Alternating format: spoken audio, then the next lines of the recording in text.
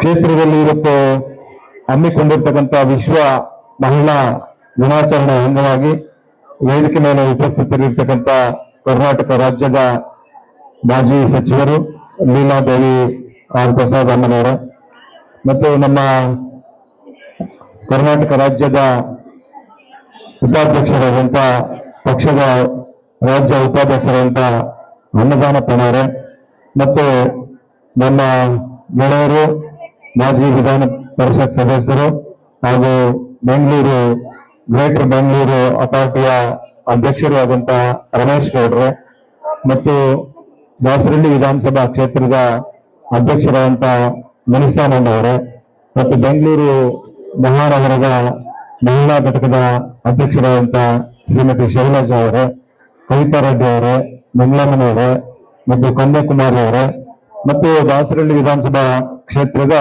ಎಲ್ಲ ವಾರ್ಡ್ಗಳ ಅಧ್ಯಕ್ಷರುಗಳು ಮತ್ತು ವೇದಿಕೆ ಮುಂಭಾಗದಲ್ಲಿರ್ತಕ್ಕಂಥ ಇಲ್ಲಿ ಭಾಗವಹಿಸಿರ್ತಕ್ಕಂಥ ಎಲ್ಲ ಮಹಿಳಾ ಸಹೋದರಿಯರೇ, ಇವತ್ತು ಬಹಳ ವಿಶೇಷವಾಗಿ ಮಾರ್ಚ್ 8ನೇ ತಾರೀಕು ಸಾಮಾನ್ಯ ದೇವೇಗೌಡ ಅಪ್ಪಾಜಿ ಅವರ ಒಂದು ಅಪ್ಪಣೆಯಂತೆ 8ನೇ ತಾರೀಕೆ ಮಾಡಬೇಕು ಅಂತ ಹೇಳಿ ರಿಂಗ್ ರೋಡ್ ಅಲ್ಲಿ ಒಂದು ಡಾಕ್ಟರ್ ಬಾಬು ಜಗಜೀವನ್ ರಾಮ್ ಒಂದು ಆಡಿಟೋರಿಯಂ ಅಲ್ಲಿ ಸುಮಾರು 4,000 ಮಹಿಳೆಯರು ಸೇರಿ ಅವತ್ತು ಇದೇ ತಿಂಗಳು 8ನೇ ತಾರೀಕು ನಮ್ಮ ಮಹಿಳಾ ಘಟಕದ ರಾಜ್ಯಾಧ್ಯಕ್ಷರಾದಂತಹ ರಶ್ಮಿ ರಾಮೇಗೌಡರು ಮತ್ತು ನಮ್ಮ ಬೆಂಗಳೂರು ನಗರ ಮಹಿಳಾ ಘಟಕದ ಶ್ರೀಮತಿ ಶೈಲಜಾ ಅವರು ಮತ್ತು ಎಲ್ಲ ಜಿಲ್ಲೆಗಳ ಅಧ್ಯಕ್ಷರುಗಳು ಎಲ್ಲರೂ ಕೂಡ ಅವರ ಒಡಗೂಡಿ ಬಹಳ ಯಶಸ್ವಿಯಾಗಿ 8ನೇ ತಾರೀಕು ನಿಜವಾಗ್ಲೂ ಕೂಡ ಬಹಳ ಚೆನ್ನಾಗಾಯ್ತು ಕಾರ್ಯಕ್ರಮ. ಬಹಳ ದೊಡ್ಡ ಪ್ರಮಾಣದ ಕಾರ್ಯಕ್ರಮ. ದೇವೇಗೌಡರು, ಕುಮಾರಸ್ವಾಮಿ ಅವರು, ಅನಿತಕ್ಕ ಅವರು ಎಲ್ಲರೂ ಕೂಡ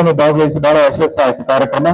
ಅದೇ ರೀತಿ ಈ ನಮ್ಮ ವಿಧಾನಸಭಾ ಕ್ಷೇತ್ರದ ಮಹಿಳಾ ಅಧ್ಯಕ್ಷರಾದಂತ ಛಾಯಾ ಅವರು ಕೂಡ ನಮ್ಮ ವಿಧಾನಸಭಾ ಕ್ಷೇತ್ರದಲ್ಲಿ ಒಂದು ಮಹಿಳಾ ಕಾರ್ಯಕ್ರಮವನ್ನ ಮಾಡಬೇಕು, ತಾವು ಬರಬೇಕು ಅಂತ ಹೇಳಿದ್ರು. ಹಾಗೆ ಒಂದು ಒಳ್ಳೆ ಉತ್ಸಾಹದಿಂದ ಹುಮ್ಮಸ್ನಿಂದ ಇವತ್ತು ಮಾಡ್ತಾ ಇದ್ದಾರೆ ಅಂತ ಹೇಳಿ ನಾನು ಕೂಡ ಈ ಕಾರ್ಯಕ್ರಮದಲ್ಲಿ ಭಾಗವಹಿಸಿದೆ. ನಿಜವಾಗಲೂ ಕೂಡ ಬಹಳ ಸಂತೋಷ ಆಗಿದೆ. ಆದ್ರೆ ಇವತ್ತು ಮಹಿಳಾ ದಿನಾಚರಣೆ ಇವತ್ತೇನು ಕಾರ್ಯಕ್ರಮ ಮಾಡ್ತಾ ಇದ್ದಾರೆ, ಬಹುಶಃ 30-40 ವರ್ಷಗಳ ಹಿಂದೆ ಎಲ್ಲೋ ಒಂದು ಕಡೆ ಜನ ಮಾತನಾಡುವಂಥದ್ದು ವಾಡಿಕೆ ಇತ್ತು. ಅಂದ್ರೆ ಇದು ಎಲ್ಲೋ ಒಂದ್ ಕಡೆ ಪುರುಷ ಸಮಾಜಕ್ಕೆ ಹೆಚ್ಚು ಆದ್ಯತೆ ಅನ್ನುವಂಥದ್ದು ನಿಜ. ಯಾಕಂದ್ರೆ 30-40 ವರ್ಷಗಳ ಹಿಂದೆ ನಾವು ಹೋದಾಗ ಆವತ್ತಿನ ಸಂದರ್ಭದಲ್ಲಿ ಯಾರು ಕೂಡ ಶಾಲೆಗಳಿಗೆ ಹೆಣ್ಣು ಮಕ್ಕಳನ್ನು ಕೂಡ ಜಾಸ್ತಿ ಕಳಿಸ್ತಾ ಇರ್ಲಿಲ್ಲ. ಆದ್ರೆ ಒಂದೊಂದು ಮನೆಯಲ್ಲಿ ಒಂದೊಂದು ಕುಟುಂಬದಲ್ಲಿ 6 ಜನ ಮಕ್ಕಳಿದ್ರೆ ಆವತ್ತಿನ ಸಂದರ್ಭದಲ್ಲಿ ಇಬ್ಬರನ್ನ ಓದ್ಲಿಕ್ಕೆ ಬೆಂಗಳೂರು ಕಳಿಸ್ತಾ ಇದ್ರು, ಇಬ್ಬರನ್ನ ಮನೆ ಅಂದ್ರೆ ವ್ಯವಸಾಯಕ್ಕೆ ನೋಡ್ಕೊಳ್ಳೋದಕ್ಕೆ ಬಿಡ್ತಾ ಇದ್ರು. ಹೆಣ್ಣು ಮಕ್ಕಳಿದ್ರೆ ಆ ಮನೆಯಲ್ಲಿ ಅಡಿಗೆ ಮಾಡ್ಕೊಂಡು ಇರ್ತಕ್ಕಂಥ ಒಟ್ಟು ಕುಟುಂಬ ಅಂತ ಹೇಳಿದ್ರೆ 15 ಜನ 20 ಜನ ಇರ್ತಾ ಇದ್ರು. ಆದ್ರೆ ಆ 20 ಜನಕ್ಕೆ ಅಡಿಗೆ ಮಾಡತಕ್ಕಂಥದಕ್ಕೆ ಯಾರು ಅಂತ ಹೇಳಿದ್ರೆ ಆ ಹೆಣ್ಣು ಮಕ್ಕಳನ್ನ. ಆದ್ರೆ ಇವತ್ತು ಕಾಲಕ್ರಮೇಣ ಬಹಳಷ್ಟು ಬದಲಾಗಿದೆ. ಇವತ್ತು ನಿಜವಾಗ್ಲೂ ಕೂಡ ಯಾವ ರೀತಿ ಬದಲಾಗಿದೆ ಅಂತ ಹೇಳಿದ್ರೆ, ಇವತ್ತು ಪ್ರತಿಯೊಂದು ಮನೆಯಲ್ಲಿ ಕೂಡ ಇವತ್ತಿನ ಜನರೇಷನ್ ಅಲ್ಲಿ ಒಬ್ಬೊಬ್ರು ಕೂಡ ನಮಗೆ 6 ಮಕ್ಕಳು ಬೇಡ, 2 ಮಕ್ಕಳಿರ್ಲಿ, ಆ 2 ಮಕ್ಕಳನ್ನ ಒಳ್ಳೆ ವಿದ್ಯಾಭ್ಯಾಸ, ಒಂದು ಶಿಕ್ಷಣ, ಒಂದು ಗುಣಮಟ್ಟವಾದಂತ ಒಂದು ಶಿಕ್ಷಣವನ್ನ ಕೊಡಬೇಕು ಅಂತ ಹೇಳಿ.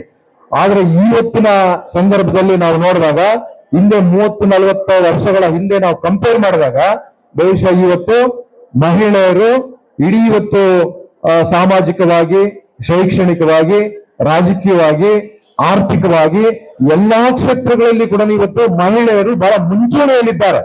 ಅಂದ್ರೆ ನೀವು ಯಾವುದೇ ಕ್ಷೇತ್ರದಲ್ಲಿ, ನಾವು ಇವತ್ತು ಯಾವ ಕ್ಷೇತ್ರದಲ್ಲಿ ಮಹಿಳೆಯರು ಇಲ್ಲ ಅಂತ ಹುಡುಕಬೇಕು.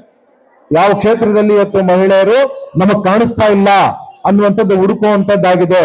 ಅಂದ್ರೆ ಈ ಮಹಿಳೆಯರು ಇವತ್ತು ಇಡೀ ರಾಜ್ಯದಲ್ಲಿ, ಇಡೀ ದೇಶದಲ್ಲಿ ಇವತ್ತು ಎಲ್ಲಾ ಕ್ಷೇತ್ರಗಳಲ್ಲಿ ಇವತ್ತು ಮಹಿಳೆಯರು ಮುಂಚೂಣಿಯಲ್ಲಿದ್ದಾರೆ. ಆದ್ರೆ ಇವತ್ತು ನಾನು ಮೊನ್ನೆ ಡೆಲ್ಲಿಗೆ ಹೋಗಿದೆ, ಕುಮಾರಣ್ಣ ಅವ್ರು, ಅಲ್ಲಿಂದ ನಾವು ಇಂಡಿಗೋ ಫ್ಲೈಟ್ ಬಂದೆ. ಅಲ್ಲಿ ಆ ಫ್ಲೈಟ್ ಅಲ್ಲಿ ಕೂಡ 2 ಪೈಲಟ್ಗಳು. ಅಂದ್ರೆ ಇವತ್ತು ಎಲ್ಲ ಫ್ಲೈಟ್ಗಳಲ್ಲಿ ಪೈಲಟ್ಗಳಿದ್ದಾರೆ. ಎಲ್ಲಾ ಕ್ಷೇತ್ರಗಳಲ್ಲಿ, ನೀವಿಂತ ಕ್ಷೇತ್ರದಲ್ಲಿ ಮಹಿಳೆಯರು ಇಲ್ಲ ಅಂತಿಲ್ಲ. ಇವತ್ತು ಉದ್ಯಮಿಗಳಿದ್ದಾರೆ, ಸಾವಿರಾರು ಮಹಿಳೆಯರಿಗೆ ಇವತ್ತು ಕೆಲಸ ಕೊಡ್ತಕ್ಕಂಥ ಉದ್ಯಮಿಗಳಿದ್ದಾರೆ, ಸಾವಿರಾರು ಜನರಿಗೆ ಇವತ್ತು ಮಹಿಳೆಯರಿಗೆ ಉದ್ಯೋಗ ಕೊಡತಕ್ಕಂಥ ಉದ್ಯಮಿಗಳಿದ್ದಾರೆ, ರಾಜಕಾರಣಿಗಳಿದ್ದಾರೆ.